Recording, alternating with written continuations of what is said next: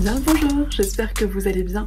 Je vous retrouve pour une nouvelle vidéo sélection et on va parler pirates. Alors j'ai pas de chapeau de pirate mais j'ai une chemise rayée. Ça peut presque passer parce que on en voit pas mal passer ces derniers temps dans les sorties et les lectures, parce que je trouve qu'avec les beaux jours qui reviennent, fin de printemps, été, je trouve que c'est des thèmes qui font un petit peu voyager, un petit peu rêver. C'est également une des grandes sous-catégories que Steph de Piketty a choisi pour le mois de la fantasy, donc je me suis dit que ça pouvait éventuellement donner des inspirations à celles et ceux qui ne savaient pas forcément quoi lire pour l'occasion. Bref, autant de bonnes raisons de vous présenter ma petite sélection de livres où on peut croiser des pirates et de la piraterie en tout genre. C'est pas le grand thème que je lis le plus, mais une fois de temps en temps je trouve ça plutôt sympathique et il y a des ambiances que j'ai vraiment beaucoup appréciées, donc je tenais à vous les présenter. On revient à un format de sélection relativement classique, j'ai 5 livres à vous présenter, donc je propose qu'on commence tout de suite. Et on va faire plus ou moins du plus gros au plus petit, vous allez voir, et on commence du coup avec une énorme briquette qui fait partie d'une saga non moins énorme. Bien évidemment, Les Aventuriers de la Mer de Robin Hobb, ici donc la première intégrale sur 3.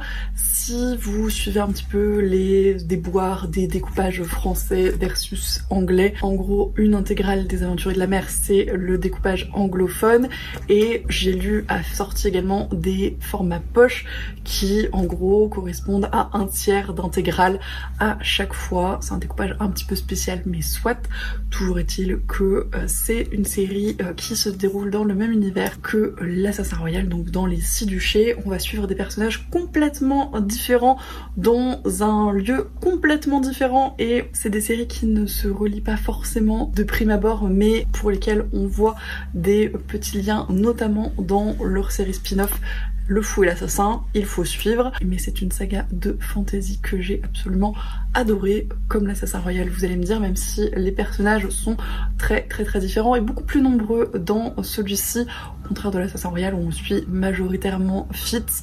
Là on a toute une galerie de personnages, avec certains des personnages les plus insupportables qu'il m'ait été donné de lire, notamment le personnage de Malta qui pour le coup a une évolution absolument formidable dans cette série, et que si je l'ai absolument détesté au début, j'ai fini bon gré mal gré par l'apprécier de façon assez surprenante. Un personnage que je n'apprécierais jamais, je pense, c'est le personnage de Kyle qui est absolument atroce, et le personnage de Kenneth qui n'est pas forcément très aimable non plus.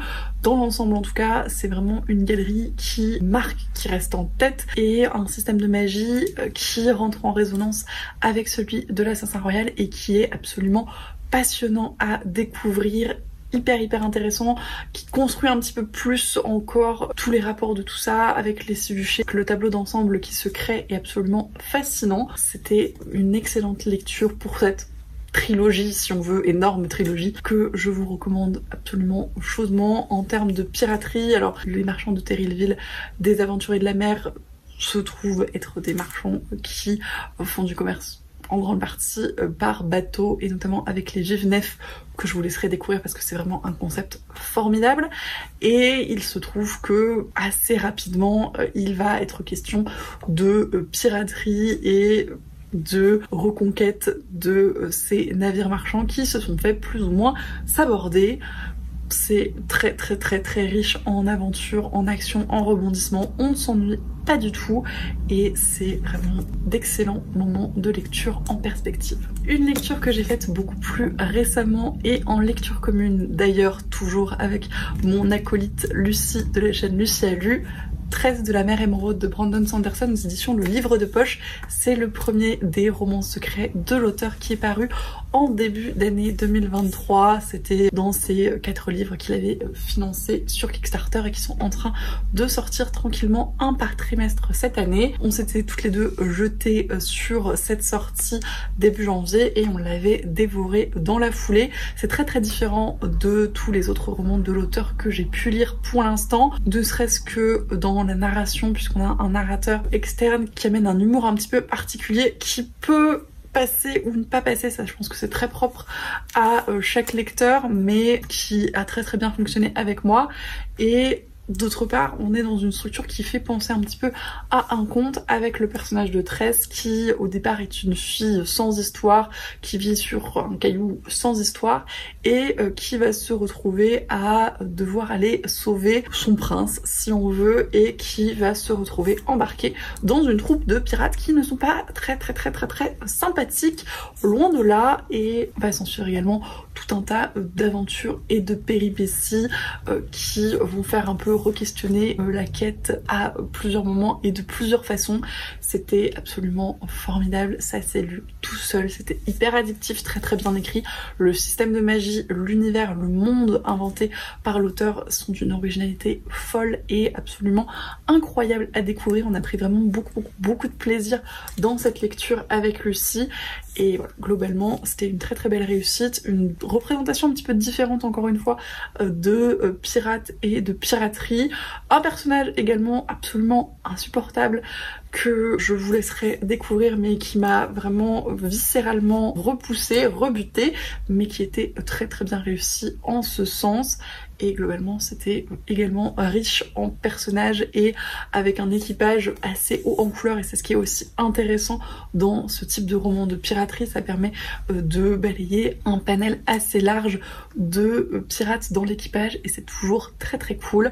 En tout cas, si vous n'avez pas encore découvert, ça peut être une bonne introduction à Brandon Sanderson en gardant en tête que ce n'est pas représentatif de tous les romans qu'il a pu écrire parce que le style, encore une fois, est très particulier, mais comme c'est un one shot et que il peut se suffire à lui-même, ça peut être un petit peu moins intimidant que de se lancer dans Fils des Brumes par exemple. Une autre sortie assez récente et une duologie que j'ai finie cette année, Fable de Adrienne Young, ici le premier tome, L'Aventurière des mers chez Rajo, qui ont fait un super travail éditorial sur les hardbacks et dans lequel on va retrouver le personnage de Fable qui commence aussi sur un îlot pas très sympathique et qui, comme Tress, va devoir se dépatouiller pour en sortir et finir par rejoindre une troupe de pirates dans la manœuvre. Des débuts qui résonnent un petit peu, c'est pas fait exprès mais c'est plutôt pas mal. Et encore une fois on va rejoindre un équipage de pirates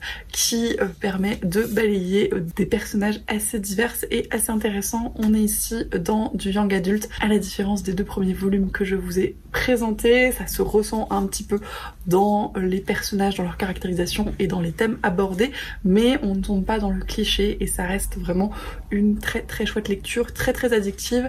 C'est une série finie en 2 tomes qui se lit vraiment toute seule, qui est très chouette et avec une ambiance de piraterie comme j'en ai rarement lu, notamment par tous les paysages à la fois marins et à la fois sous-marins, puisqu'il y a une grosse place de la plongée dans la recherche de métal et de pierres précieuses qui est vraiment très importante dans l'histoire et qui, je trouve, fonctionne extrêmement bien, que ce soit avec les personnages et leurs enjeux et que ce soit globalement pour créer voilà, cette ambiance très nette et qui donne juste envie d'en découvrir de plus en plus. J'ai bien apprécié les personnages, notamment le personnage de Fable.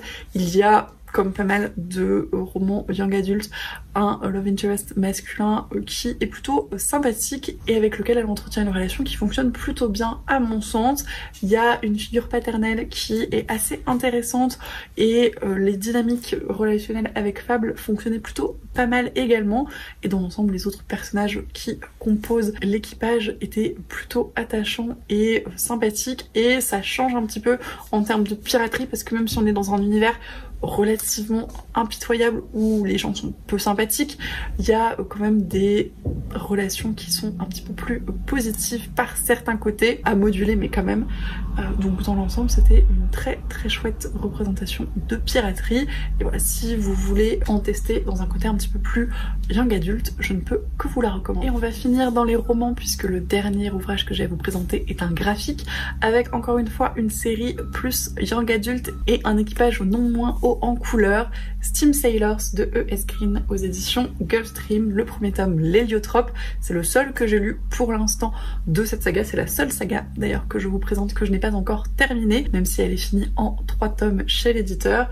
Dans Steam Sailor, on va suivre des pirates, mais qui ne voguent pas sur l'eau, mais dans le ciel. Donc ça change un petit peu et assez agréablement dans un univers beaucoup plus steampunk également que les précédents romans de fantasy de cette sélection. Et encore une fois, les grands points forts de ce livre sont l'ambiance et tout l'univers qui est très original et qui fonctionne très bien, et ce contexte de bateau que l'on découvre des yeux d'une héroïne qui rejoint l'équipage et l'aventure et qui va les suivre dans leur péripéties. Et puis également donc cet équipage un petit peu rocambolesque fait de briques et de broc, plein de personnages attachants et différents et qui vont nouer des relations avec l'héroïne qui changent également et qui sont plutôt très cool. On est un petit peu moins sur des pirates impitoyables, même si ils s'en donnent un petit peu l'air et que au départ la question se pose. Il y a un petit peu plus de gentillesse et de bienveillance, même si, encore une fois, ça dépend de quel côté on se place. Toujours est-il que c'était un excellent premier volume, ça s'est lu tout seul, le style de l'autrice est extrêmement agréable. C'est une autrice française et c'est bien de le souligner parce que c'est la seule en roman de cette sélection, mais je lirai la suite avec grand plaisir. De toute façon, le deuxième tome est d'ores et déjà dans ma pile à lire, donc il n'y a plus qu'à. En tout cas, si vous ne l'avez pas encore découvert, je ne peux que vous le recommander. Le dernier livre de cette sélection, vous l'aurez compris, c'est un graphique, c'est une bande dessinée. Le premier tome d'Anna et l'Entremonde de Marc Dubuisson au scénario et Si à l'illustration, qui est absolument magnifique avec des aplats de couleurs et un travail à l'encre au traditionnel que je trouve absolument magnifique. On peut suivre d'ailleurs la progression du deuxième tome sur l'Instagram et sur la chaîne Twitch, je crois, de l'illustratrice. C'est formidable.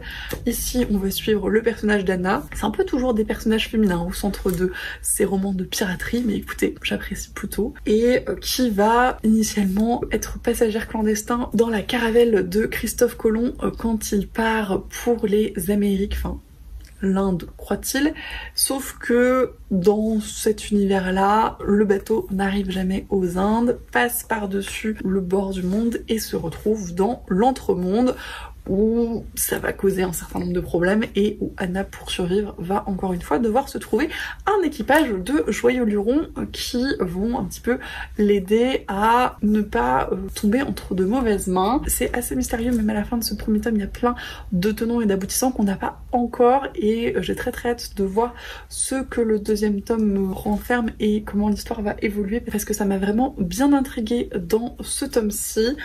Et voilà, de toute façon, rien que pour la beauté des dessins et la fluidité de lecture et tout le mystère, j'ai très envie de lire la suite. Je me jetterai bien évidemment dessus quand elle sera parue. Pour l'instant, je regarde juste si faire ces petites cases sur Instagram et ça me satisfait grandement. Encore une fois, si vous n'avez pas encore lu, si vous n'avez pas encore découvert le travail de l'autrice d'une manière générale, je vous le recommande extrêmement chaudement. Marc Dubuisson, c'est la première fois que je le découvrais, mais c'est probablement pas la dernière parce que j'ai vraiment beaucoup ce scénario plein de mystères, donc j'ai très hâte de voir ce que va donner la suite. Et pour finir cette petite sélection, comme d'habitude, je voulais vous parler de livres que je n'ai pas encore lus mais qui me tentent bien pour qu'éventuellement vous me fassiez votre retour dessus si vous les avez déjà lus. Le premier en roman, c'est La fille du roi pirate de Tricia Levenseller, qui m'intrigue beaucoup.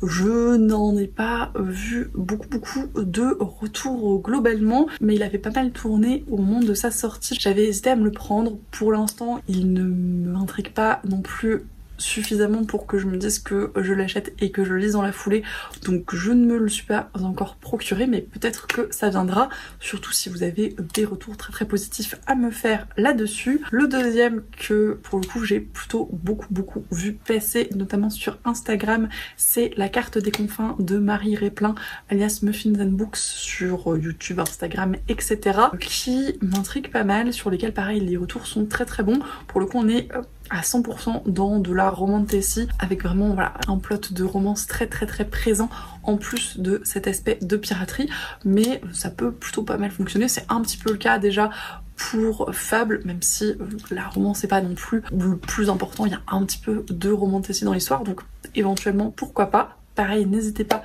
à me dire si vous l'avez déjà lu. Et le dernier livre dont je voulais vous parler, c'est encore une fois une BD, c'est Les damnés du grand large de Christophe Michel et Béatrice Panko-Secchi, qui est publié aux éditions Dracou et qui me fait envie depuis sa sortie. Je le trouve absolument magnifique. Je sais absolument pas de quoi il parle, mais les illustrations m'intriguent énormément. Donc celui-là, pour le coup, je pense que je ne vais plus trop tarder à me le procurer, parce qu'il me fait extrêmement envie. Et puis bon, c'est une BD, ça m'engage un petit peu moins que les deux autres romans qui en plus je crois sont des premiers tomes à chaque fois de saga. Voilà. Celui-ci, il en faudra pas beaucoup pour me convaincre, mais n'hésitez pas, cela dit, et pour les autres, encore une fois, si vous avez des retours. Et voilà, c'en est tout pour cette vidéo sélection spéciale pirate. Merci de l'avoir regardé jusqu'au bout si vous êtes encore là, j'espère que ça vous a plu. Comme d'habitude, n'hésitez pas à me dire si certains des livres que j'ai présentés vous tentent, si vous en avez déjà lu certains, si vous avez d'autres recommandations à me faire dans ce thème de piraterie, ou si vous avez d'autres recommandations à me faire pour d'autres thèmes dont vous voulez que je parle. J'aime toujours autant préparer ce type de vidéo sélection. Je vous remercie comme toujours pour tous vos commentaires, tous vos messages, tous vos retours, tous les échanges qu'on peut avoir. C'est toujours un plaisir. Je vous souhaite bien évidemment d'excellentes lectures et je vous dis à la prochaine.